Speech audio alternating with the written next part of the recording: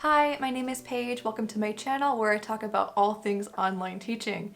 This video is in partnership with Minji from improveyourbookings.com, and I have all kinds of great content coming out, so make sure you hit like and subscribe so you'll be the first to know. This video is all about how Chinese parents choose online teachers.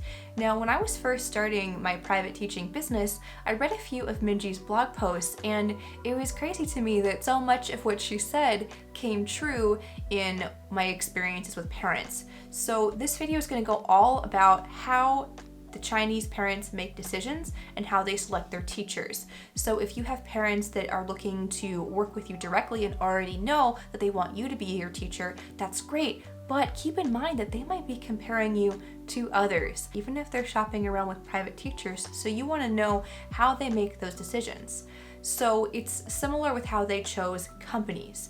And this video is going to answer 3 questions. Who are the decision makers that make the decisions on who the teacher is for their child?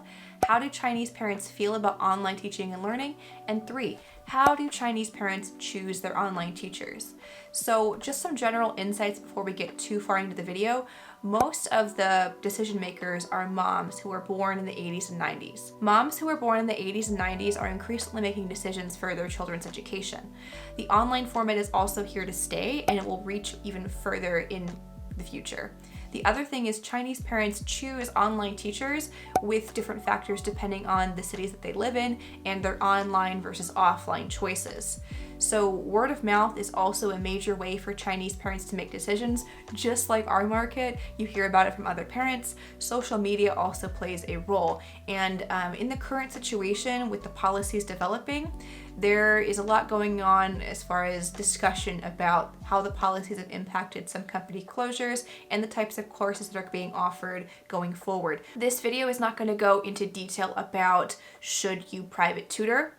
This video assumes that both parties involved have decided that they would like to have a private teacher and student relationship. So if the conditions change where I can no longer recommend teaching at all to the Chinese market, I'll make sure to note down in the video, because this video is interesting all the same, because I want to know how parents make decisions, and the Chinese market can be applicable to others as well.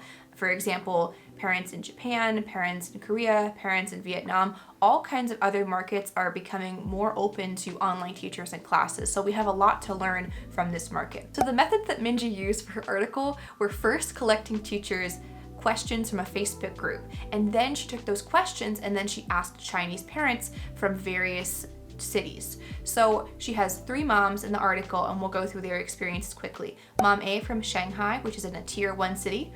Mom B, which is in the Jiangsu province, I'm probably not saying that right, which is a 2nd tier city. And Mom C from Henan province, which is a 3rd or 4th tier city. And I'm doing my best with the pronunciations. I'm so sorry.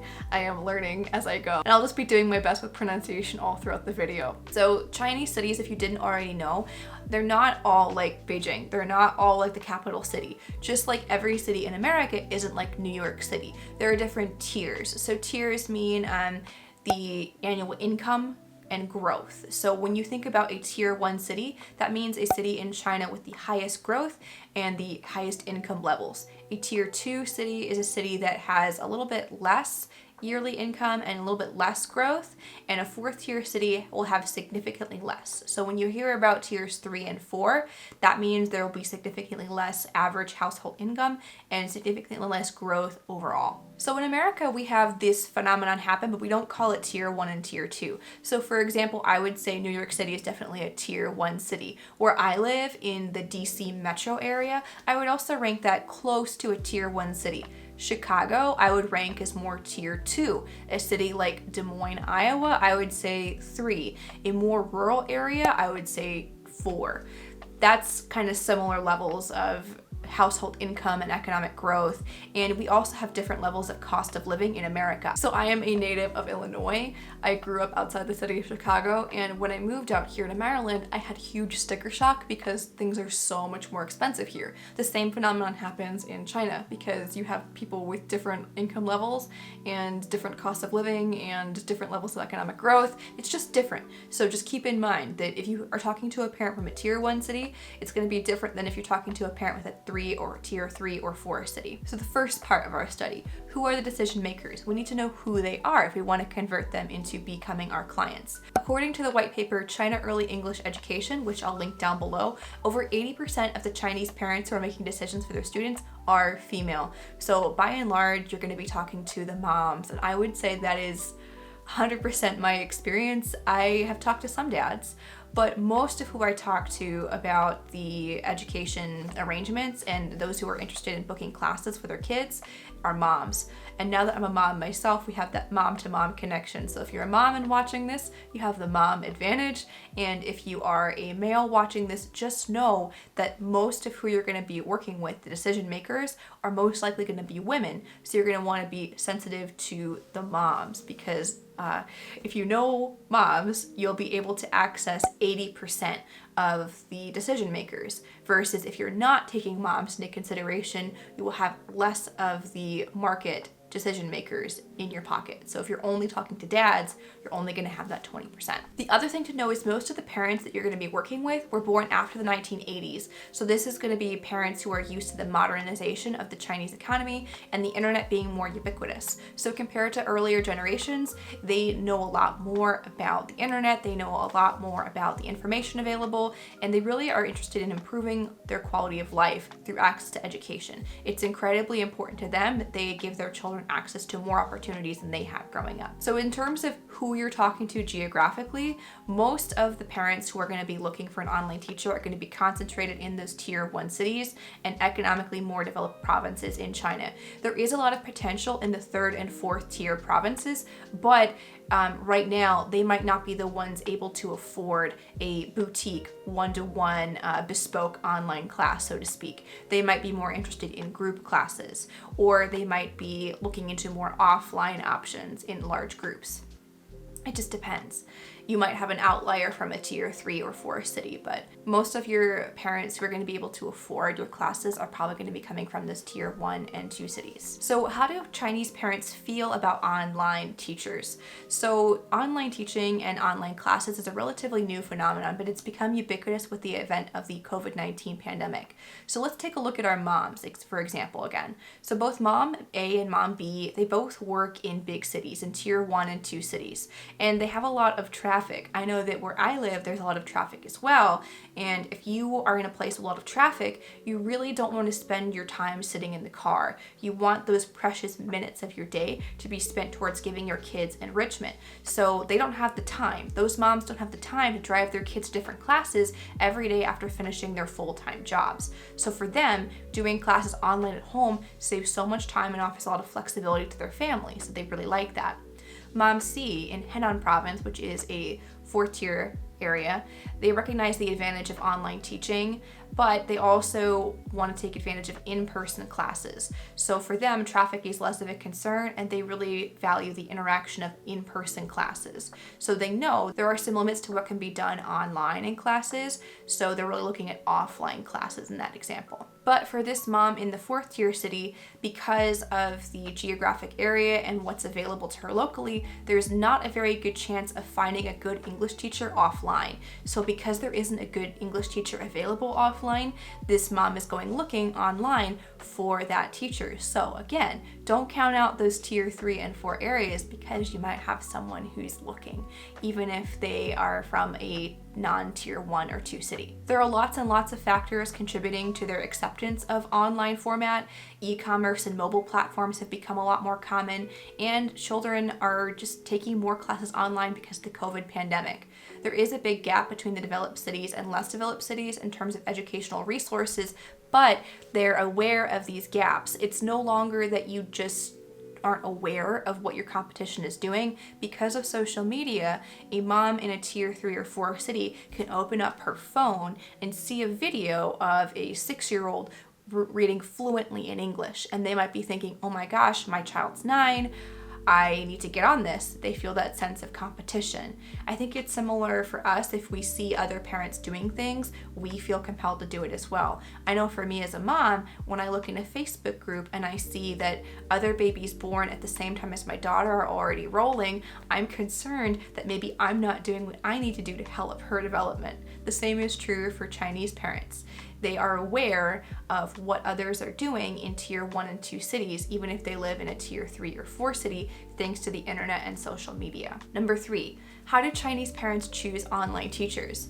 So we have to look at our data from online teaching companies because that's what we have historically. So that's what I'm going to talk about. Right now, because of the new regulations, parents aren't looking at companies, they're looking at individual teachers, but we can learn about their decision-making process all the same. We have to consider their price affordability, the user experience for the parents and children, and also recommendations from peers and other social media influencers. This part is a bit different from Minji's blog because we're not talking about online teaching companies, we're talking about parents choosing individual teachers, but the decision factors are still the same. We have the price, affordability of the teacher, we have user experience for parents and children, recommendations from peers, and also social media influencers. So let's take a look at Chinese parents' wallet size first. For them, private tutoring is a big investment, which is why we have so much reform happening. And ethically, from a standpoint of someone who is offering online tutoring to this market, I need to make sure that I am offering a really good value and I'm not just taking money, because I want to make sure that I'm not worsening the problem for these parents. Private tutoring is a big investment no matter what. They are typically spending about 20% of their income historically, and although there have been some reforms and companies closing and the government is trying to lessen that burden, as of right now, parents are still wanting to spend money on their kids' education, and they're still wanting the private classes. The classes cover subjects for them all across the board, and again, we're not going to get too much into the regulations, we're just talking about how they make decisions. In the past, it was totally fine for them to take all these classes online at any hour of the day, but now the regulations as of October 2021, we're looking at they can't take classes on weekends or holidays, and a lot of the companies have restricted the types of classes that are offered to students. So the historical data for the first tier city, that mom spent about $714 per month. For the second tier city mom, that was $431 per month. And for the fourth tier city mom, that was about $322 per month. So again, just keep in mind that just because we're saying tier 3 and 4 city as like a lesser base for higher income, like they have less income overall, doesn't mean that there isn't potential, because their income is increasing more over time and they have lots of potential for growth there. So looking at the prices of these companies, there are some that were definitely seen as luxury brands and some that offered more group classes. For example, VIP Kid is considered like a luxury brand, whereas Magic Year is less so because it has group classes. VIP Kid was raising its prices before all of this, and now they're moving more towards into AI and global platform, and who knows, there's so many projects going on. This video isn't about VIP Kid at all, but just know there also is going to be a perception between teachers who are going to be the high-end teachers and who is going to be offering the lower price. For me, I'm definitely more on the high end because one, I've been doing this for a longer time, and so my prices are a bit higher. I'm also an American teacher. I live in America where I have a high cost of living, so I need to factor that into my prices, and I have a bachelor's degree and a master's degree, and I'm a licensed teacher, so I take that into account with my pricing. Pricing is a whole other thing that I'll cover in another video. This video is just about how parents make those decisions. The other thing that parents took advantage of with the companies was free trials. Because it was such a huge investment in their kids' education, all of them basically took free trials, up to 95%. And some of them are able to take multiple free trials as well. So for me, with my online teaching business one-to-one, I always offer one free trial just to make sure it's a good fit. And that's a two-way interview process for me. And I think it's important that we allow our clients, potential clients, to have that trial test, but don't feel obligated. It's your business. Run it how you want. Just know that they are used to free trials. And some of them even collected trials. I've had some moms admit to me that they collected like 10 free trial QR codes and like saved them up over time. So just know that you don't have to compete with what was offered by a huge company backed by venture capital. Word of mouth is so super important for these parents because that was the main way that they made their decisions. So all of the moms in the study that Minji did discussed peer pressure being a huge reason why they chose to enroll their students. So I like to kind of take the pressure off when I work with my parents, and I keep that in mind that they're probably coming to me because they feel stressed. And so my job is to work with them and help them feel less stressed and confident in their choice, and to also offer a lot of value in return for that high level of trust that they're giving me. Social media influencers also have a lot to do with parent decision makers. If they see someone that they really look up to doing something, of course they'll be compelled to do the same. The same is true for us. We look at social media influencers and see what they're doing, and then that motivates us to do the same. Now, why do Chinese parents change what they're doing? Why do they change programs? In our case, it's going to be different because they're not going to be changing companies. How might they change teachers? Well, is it too expensive? You have to keep that in mind with your prices. If you offer a lot of value, but you price yourself out of the market, you could lose clients. But you need to keep that in mind when you're pricing yourself out. Are you okay with losing some business? It's up to you. It's your business. It's also hard to book good teachers. A lot of the times on the platforms, they didn't have a fixed teacher, and this is your number one advantage as an independent teacher, because if they're booking with you directly, you can guarantee that they'll have access to you. They're not buying classes in a pool to then use with a pool of teachers. They're buying classes to use with you specifically. That's the main advantage that you have as an independent teacher, no matter what your market is. So play that up. You can guarantee class times, you can fix the time, all of that. Another reason why they might change teachers is because kids don't like it. So you want to make sure that you keep your relationships healthy. You want to make sure that you're checking in and building rapport over time, not just with the student, but with the parent as well. The final reason why they will choose to change their teacher or company is it fails to meet their expectations. So you want to make sure that if you're working with a client that you meet their expectations. So if you tell them that they're going to be able to speak complete sentences in 10 classes, you better deliver on that promise, because if you don't deliver on that promise, then they're going to find someone else because they're going to want that result. People don't come to you to stay with you forever as a teacher. They come to you because they want to be able to achieve something and grow. So we don't want to be with our students forever with them needing us. We want them to be able to achieve their desired result and become more confident in their own abilities. So in conclusion, we're going to summarize all of our findings about how Chinese parents choose online teachers and companies. 1, Chinese parents choose online teaching companies depending on factors such as where they live, their exposure to Western culture, education level, and increasingly younger and higher educated moms are the ones making the decisions. So the higher educated moms are in the driver's seat. They want what's best for their child. They really value education. They're the ones that are, again, 80% of the decision makers are those working moms. An online format is usually well received these days. First and second tier cities as well have higher income rates, so they have a lot of opportunity. The other thing to keep in mind is tier 1 and 2 cities usually have a little bit better internet structure, like they have better speeds. So if you're working with someone in tier 3 and 4, I just kind of keep that in the back of my mind. If they're having a really bad internet day, I tend to be really, really forgiving. It just depends. If it rains, sometimes in various places where I've lived in rural areas where my internet connection wasn't very good either. So I'm very understanding about that. Chinese social media in general is showing them what others in other parts of the country have, and so it's bridging that gap between well-placed cities and those with fewer resources, because they're able to have access to teachers not just depending on where they live. They can log in and get access to a top teacher. They don't have to be limited to just who's in their city. So it's kind of an equalizer in that way. I hope you found this video helpful. There's a lot that we discussed. The main thing that I keep in mind is just who am I working with? I'm not just working with the student anymore. I'm working with the parent. They might have traditionally been outside of the camera range. If you're new to teaching independently, you might be used to only communicating with parents in written feedback from time to time and not really working with them directly. To be a successful independent teacher, you're really going to need to work with the decision makers and kind of coach them as well as their students. There's so much to discuss and so much more to review. I would be remiss to say that this video encompasses everything that we could talk about on this topic, so let me know in the comments down below. Do you have any further questions? And please check out Minji's blog post on improveyourbookings.com. I will link it down below because it goes into this topic in so much more detail. I cannot do it justice in a video. She's so thorough and researches everything. And I will be having more videos just like this one coming up real soon, so make sure that you like and subscribe and stay tuned for more content. Thank you so much for joining me. Bye bye.